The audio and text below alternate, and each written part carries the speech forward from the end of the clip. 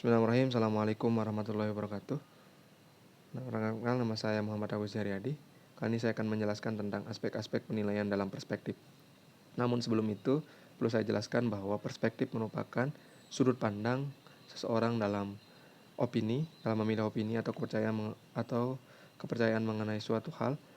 Misalnya, manusia adalah makhluk sosial yang seringkali memiliki perspektif yang berbeda-beda dan beragam. Maka seringkali terdapat perbedaan dalam perspektif yang memicu terjadinya perbedaan pendapat. Adapun aspek-aspek penilaian dalam perspektif ada 5. Yang pertama yaitu kredibel, yang dimana kredibel ini artinya dapat dipercaya. Kemudian dalam penilaian maksudnya sumber bukti nyata atau teorinya yang jelas yang disampaikan.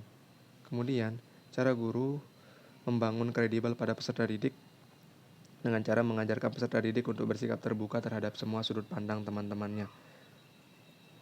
Kemudian yang kedua, mengajarkan peserta didik untuk mempelajari terlebih dahulu mengenai materi yang akan mereka sampaikan dengan memberikan contoh-contoh yang bisa ditemukan dalam lingkungan sosial atau kehidupan nyata. Kemudian aspek yang kedua yaitu mengungkapkan. Mengungkapkan di sini artinya kemampuan peserta didik dalam menyampaikan apa yang menjadi pemahamannya mengenai suatu hal, baik dalam lingkungan kelas maupun di luar lingkungan kelas. Dalam penilaian, peserta didik mampu menyampaikan materi yang dipelajarinya. Kemudian yang kedua, peserta didik mampu memberikan argumen mengenai pernyataan atau gagasan dari pendapat teman atau gurunya. Kemudian aspek yang ketiga yaitu wawasan, di mana di sini wawasan peserta didik harus luas, suatu sudut pandang atau sikap yang mendalam terhadap suatu hakikat. Wawasan terkait dengan bagaimana peserta didik dalam melihat kehidupan dari berbagai perspektif atau sudut pandang. Dalam penilaiannya, peserta didik mampu memberikan definisi mengenai materi yang diajarkan dengan mengkaitkannya dalam kehidupan sehari-hari atau kehidupan nyata. Aspek yang keempat yaitu masuk akal. Masuk akal artinya dapat diterima oleh halayak banyak atau halayak teman-temannya, tidak aneh, tidak mustahil, dan logis.